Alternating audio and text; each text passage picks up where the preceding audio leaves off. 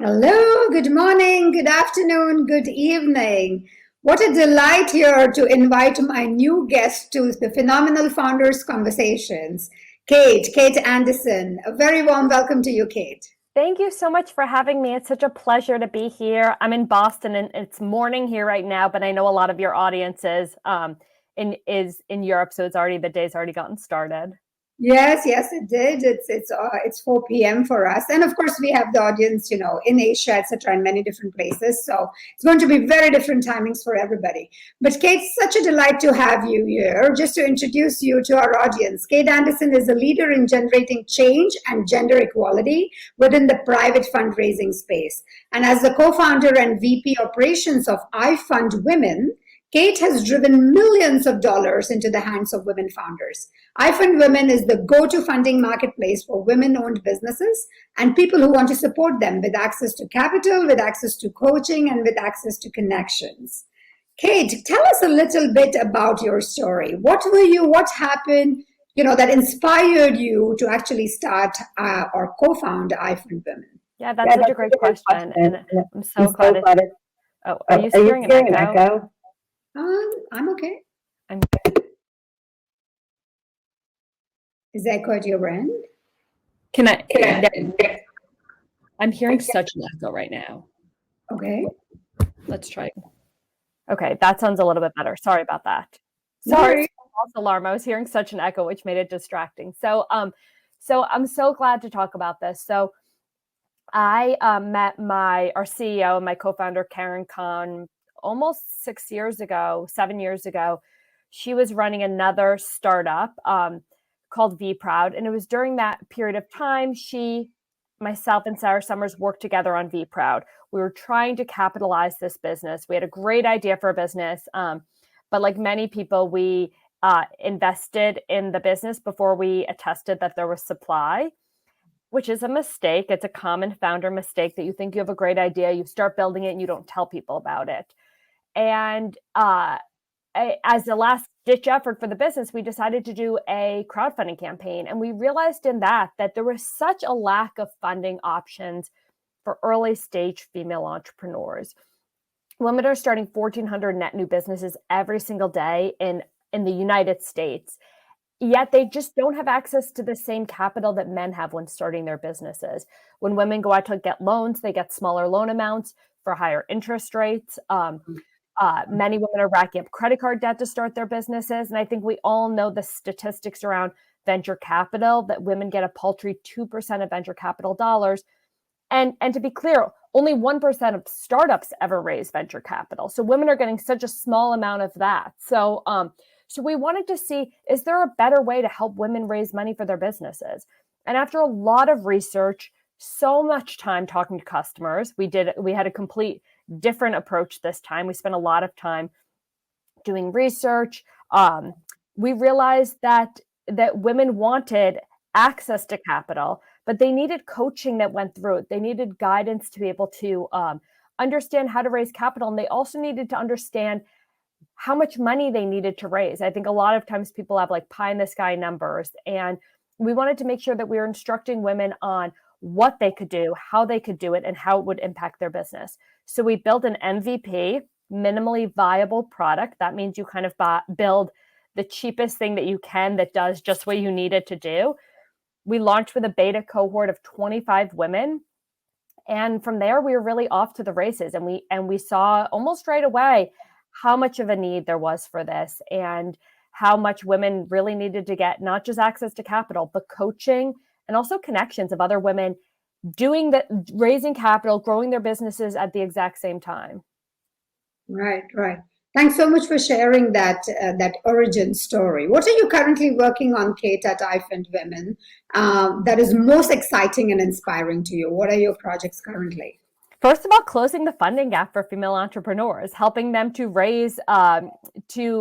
be able to raise capital for their businesses. That's what really is our North Star all of the time, is how can we make sure that we can increase the funding volume for female entrepreneurs? So that's super exciting in and of itself. But then to kind of break it down to more tangible levels is we're figuring out how to increase the amount of money women raise on iFund Women. give them access to more than just crowdfunding, but grants. We've partnered with amazing brands like Visa, Adidas, American Express, Neutrogena, all of these awesome brands who really care about women entrepreneurs and want to make sure that they're getting the capital that they need to launch and grow their businesses. So they're coming to us. They know we have a huge network of female entrepreneurs and are giving grants to our entrepreneurs, but also giving them one-year coaching memberships at iFund Women, because they know that you need more than just capital to grow your business. You need help and guidance along the way. Then we're also figuring out how to grow our coaching business, because we know that there are millions of entrepreneurs in the world who need access to coaches, one-on-one coaching at an early stage in their business, but they typically can't afford the more established business coaches that are charging, $1,000 an hour. So how do we make sure that every woman who's starting her business can talk to someone one-on-one that can help them to guide them forward with their business, provide a second set of ears, and help to answer, questions when they're feeling stuck? Sure. Yeah. I mean, it just seems as if this is going to, just expand, because both the needs that you have mentioned, not just about the funding, but getting coaching at the early stage of the business. I mean, this need is immense, right? And the support that is available today is probably quite limited. I'm just wondering, now that you started this initiative and it's been around for some time, what are the three most valuable pieces of learnings that you have gained, that you and your partner have gained in this organization? And if they're any different than any previous, expectations that you had? Yeah, that's a great question. I think that we understand that our entrepreneurs are just getting started, and they need to, first of all, have the resources when they're just getting their business started to help it to grow in the right direction. So that's making sure that they're not spending a lot of money before they understand that there is demand in their business. Part of it's understanding that they have a really strong pitch. We have so many women who come to us that have a brilliant idea, but the second you ask them about their idea or ask them to expand, they kind of get a little tongue-tied or their tongue gets twisted. And we want to make sure that anytime someone's presenting their business to any person, whether it's someone at church, it's someone in a boardroom, it's somebody that you're raising capital for, or it's somebody that, you're hanging out, picking your kids up after school, that you're able to clearly, concisely, and confidently tell people about what you're doing, because that's going to help to raise awareness about your business. And so many of our entrepreneurs are so comfortable talking about other things. And as I said, they get a bit tongue-tied. So we want to really help guide them to make sure that every interaction they have with people is an opportunity to grow their business. That's such a worthwhile thing to do. I think I mentioned to you before we went live that we are starting as Thrive in partnership with the Impact Hub, also a female business accelerator. It is actually limited only to women, early stage founders, again, based in Switzerland. And we are creating a 6-month, we call it the inner and outer journey, because what we have realized is it's not just enough to have your pitch and to have your outer, MVP sorted and the funding, etc.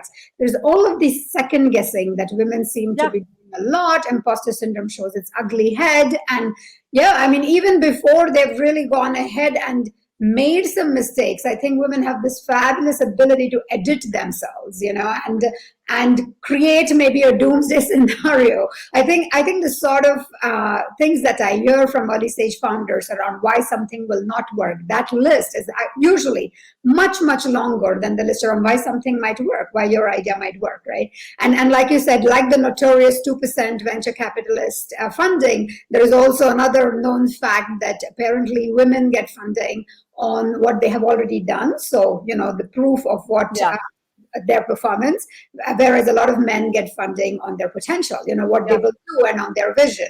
So it's also about, because of language patterns, how women speak and, how they are portrayed. And of course, there are biases in the system.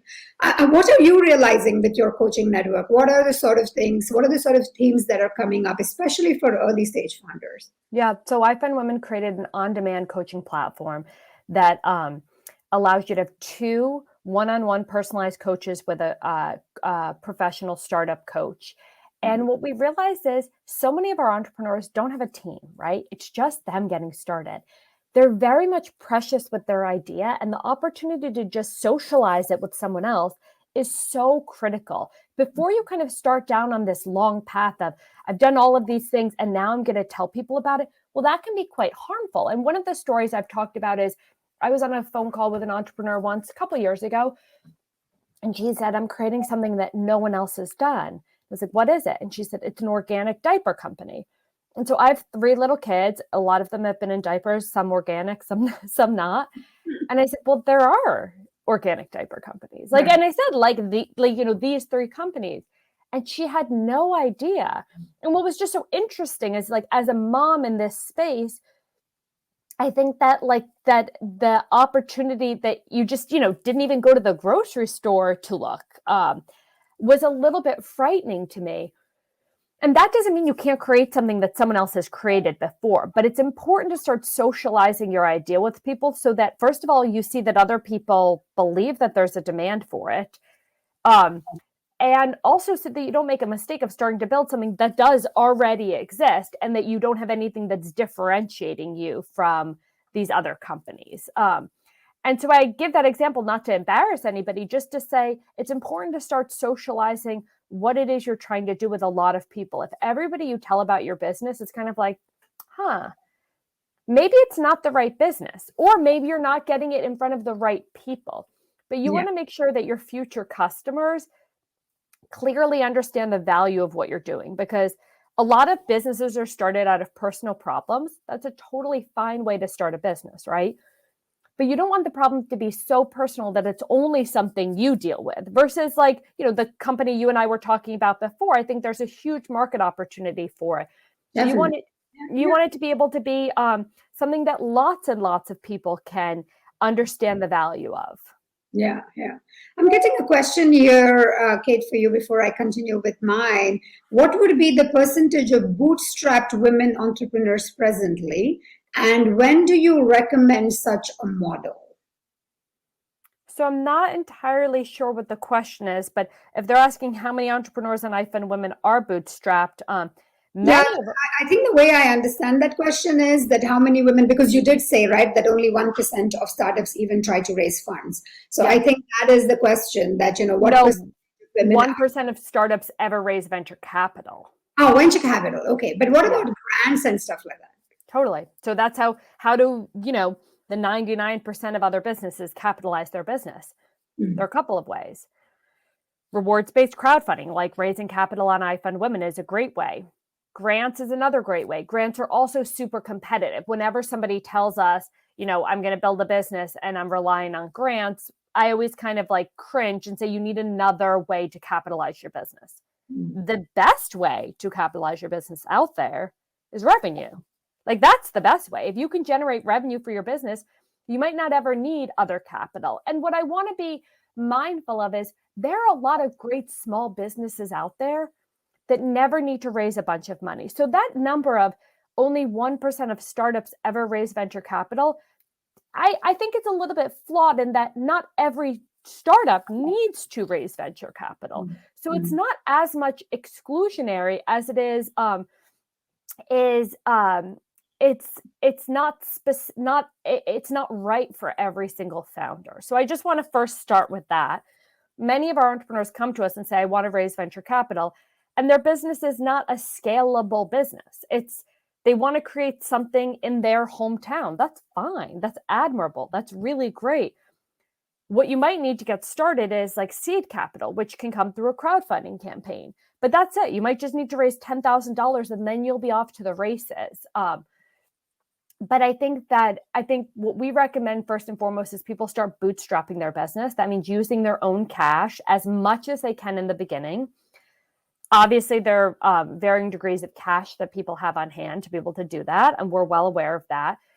But it's building a business slowly. Sometimes it means you don't hire your first employee for several years, and that's okay. So I think that just understanding what the scope of your business is and also how big you want it to grow should help to inform what capital you need in order to do it.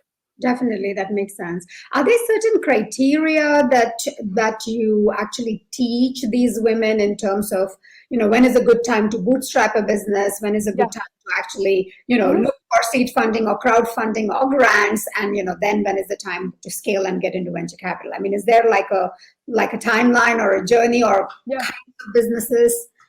So what our first piece of advice is, don't quit your day job, right? Most of our entrepreneurs, when they're just getting started, are doing something at night Mm. while they're working their day job. Day jobs have all sorts of benefits specific to the US, health insurance, retirement benefits that you don't want to lose out on. Plus, most importantly, a steady income, right? When you know you're getting X amount of dollars in your bank account every month, that provides you a certain amount of freedom and protection, and a safety net. So we recommend that people start bootstrapping their business and doing it at night when it's no longer tenable. So I'll give you an example. My cousin has a jewelry store in Washington, D.C. She was working in PR, was doing jewelry at night, then selling it at farmers markets on the weekend. She was doing that for like 2 years, and she could start to see, like, I'm actually generating money on this. And if I were to quit my day job, and you can start to do that math, like, Mm. maybe in a year you're making $20,000. So you can do the math that I'm only doing this at night and on weekends. So if I were to do it all of the time, there's enough demand that I'd be able to have a steady income from it. And that's what happened. And she quit her day job. She started making jewelry full time. And then when she got to the next threshold, she decided to open up a shop that would provide her even more opportunity for income. She did a crowdfunding campaign on iFund Women to raise money for the build out of the shop that she had. Would she raise venture capital? No, it wouldn't make sense for her.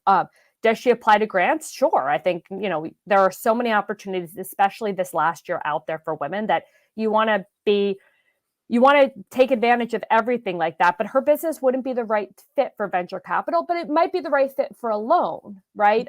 For a small business loan. She had enough years of revenue to be able to show that she would do that. If she tried to get a loan in the first year of her business, I'm sure every bank would deny her, because they would say, like, you don't have the revenue to back this up. This isn't a chance we want to take on you. So Right. she used revenue as that way. I mean, there is a follow-up question there, and it's probably true in many geographies. This question comes from India, saying entrepreneurship along with a day job is maybe discouraged, by your employer.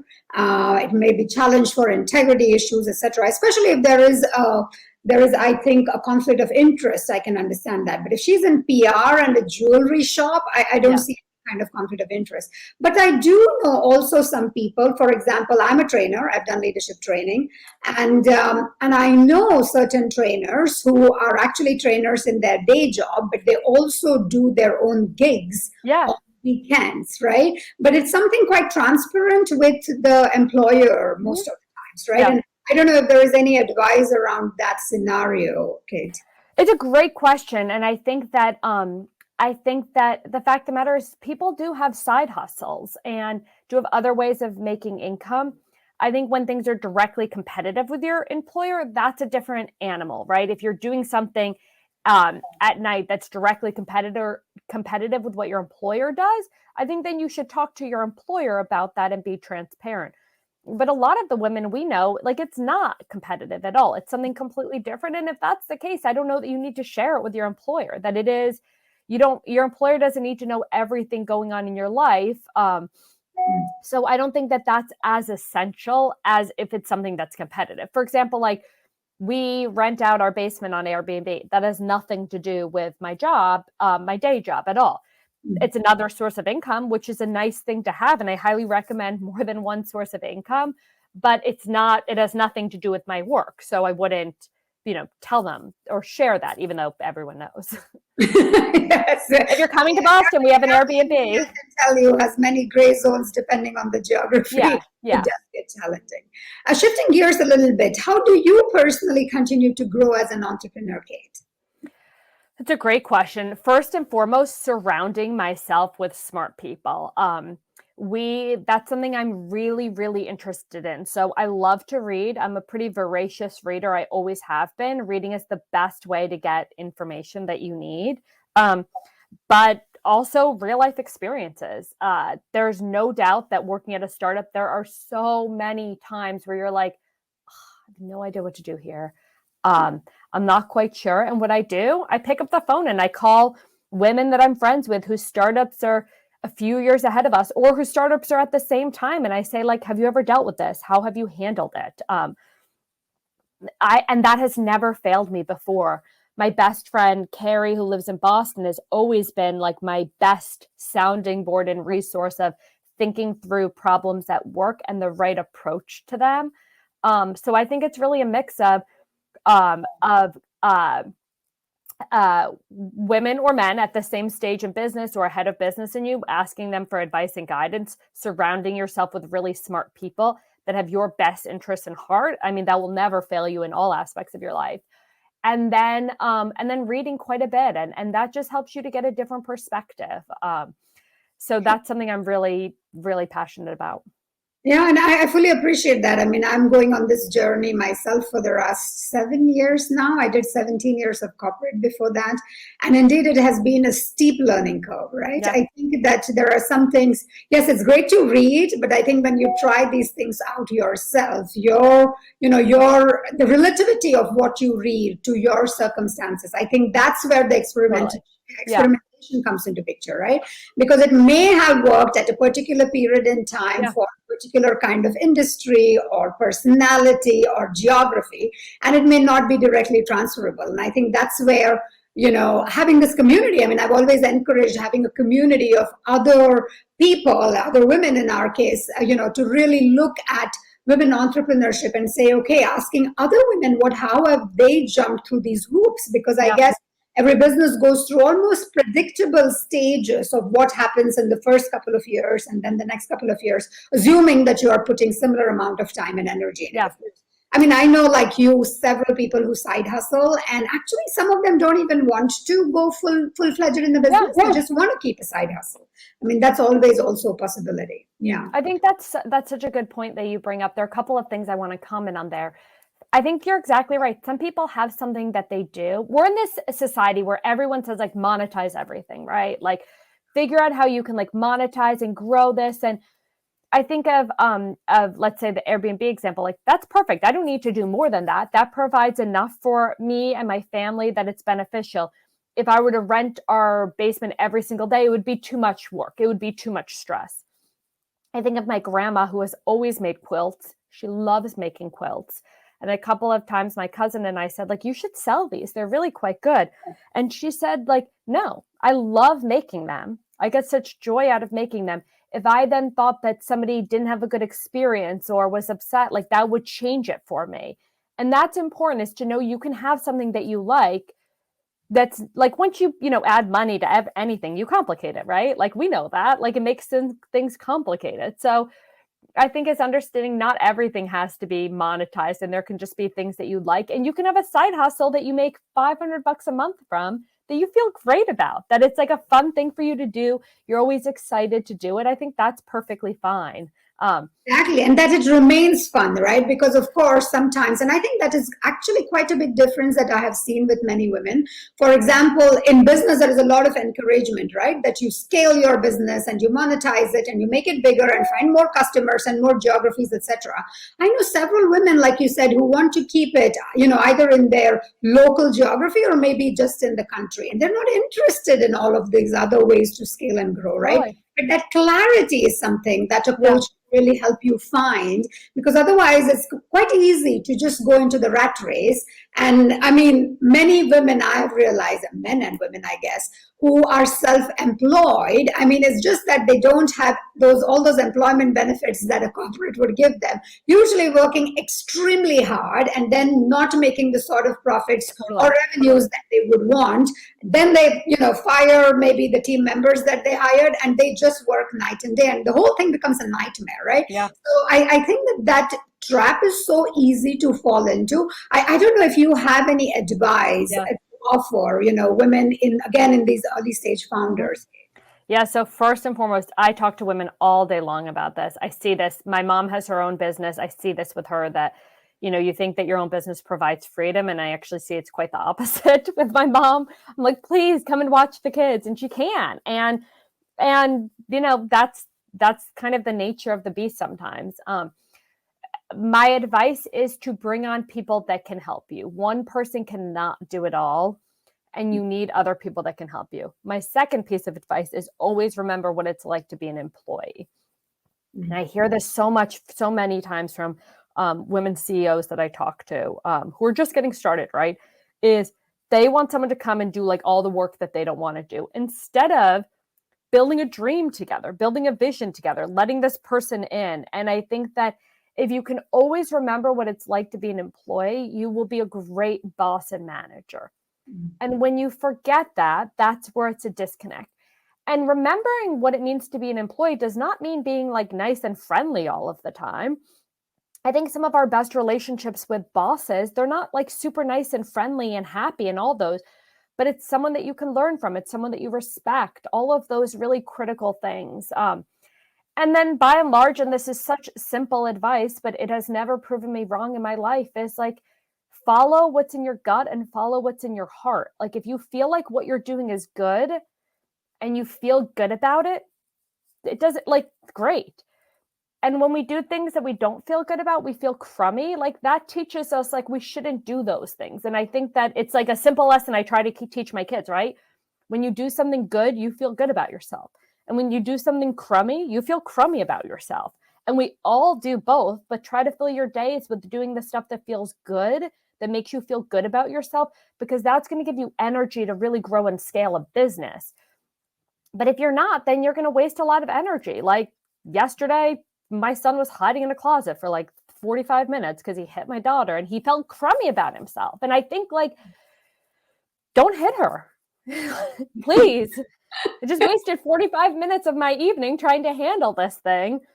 And if you didn't hit her, you wouldn't feel bad about yourself for 45 minutes, right? And, and you wish it could be so simple. But I think that's a truism in business as well. I think that's so true. And especially people who pursue, whose business is linked to creativity, I think this can become a really tough track, right? Because the creativity, I think a lot of creative people, they need to function from a source of joy and energy and, creating things. Yeah. And I think that if creativity, unfortunately, is not on the tap, right? It's not on demand. So I know somebody who makes, very beautiful paintings. Yeah. And until she was doing that as a hobby, I think she was just producing better quality work. And now that she's moved to do it more commercially and the demand is high, but also the customers are asking the sort of things that they wanted, etc., the whole creativity aspect of it, is sort of squandered, is lost, right? I mean, that's where probably partnering also with somebody who understands, because I think that is the challenge. And I remember a long time back, that book was written called The E-Myth. I don't know if you've come across that. Where it really spoke about the fact that you're so happy and good at doing something, but then converting into a business killed both the fact that you were good at it and you became unhappier and usually poorer. So it's I think it's such a tough balance, right? At what time can you make then your hobby your business? And if you're going into business, that's why I think these early stage founder initiatives are so critical, because they're just so much misinformation on the market. And one of the things I have seen, and I'd love to know from you, if you have any specific books, especially from female founders, or podcasts or TV shows that you have to recommend, Kate, because I mean, all the books that I read, they are Steve Jobs and Elon Musk and Richard Branson, and they're very male dominated. Of course, I've come across Sarah Blakely. She has a wonderful masterclass. But is there something that that's inspirational and that can really speak to women? Yeah, Brene Brown, Dare to Lead is a fantastic book, and it has really informed how I operate at work and how I show up to work, and how different people on my team do. I had my whole team do a book club reading that book. Yes. I love that.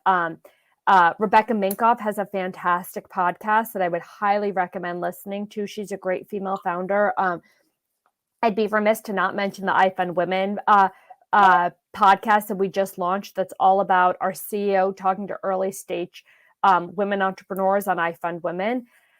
So a lot of content, I advise to find someone that you relate to. So I might relate to someone different than other people. But I think a lot of the themes in entrepreneurship are similar, whether they're men or women dealing with problems. I think we seem to have this unfair expectation that founders are going to be excellent, creative, innovative thinkers ahead of their time, big founders like a Steve Jobs, and then also really good at like their family lives, right? We have to believe that you can't be excellent at both, right? Like the same way, like, a Michael Jordan is not going to be like the best basketball player in the world and also like always on best behavior. I think that's an unfair, expectation for someone. I think that that you have to decide what is the thing that's most important. And I think people feel a lot, let's say, about someone like Jeff Bezos, but like that company is doing really quite well. So if you can separate the business from the man, I think that's really quite important. And I think that's true for female founders as well. Yeah. I mean, somebody's asking that, can you please create a list of recommended books and podcasts? And I think that there is a necessity to do that, right? Because I've come across smaller founders, putting their stories on there, and probably they're more relatable to a large segment of women compared to these big names, right? And I think we should do that. And it's lovely to know that iFund Women runs its own podcast. It's really good to real people with real experiences. And I know there are a couple of other podcasts which are trying to do the same. I think we'll definitely put that link. Well, thank you so much, Kate. It has Thank you for having me. A pleasure to speak to you. And we will be in touch. I mean, I've seen on your website, and we put the links there too. There are lots of grants available that iFund Women has, of course, for the people in the US and Canada. But I've also seen a grant in India and maybe in other places of the world. So I think that's amazing, the work that you're doing. Thank you so much. Thank you. And I look forward to talking to you again soon, hopefully. Yes, we'll keep in touch. Take care. Bye.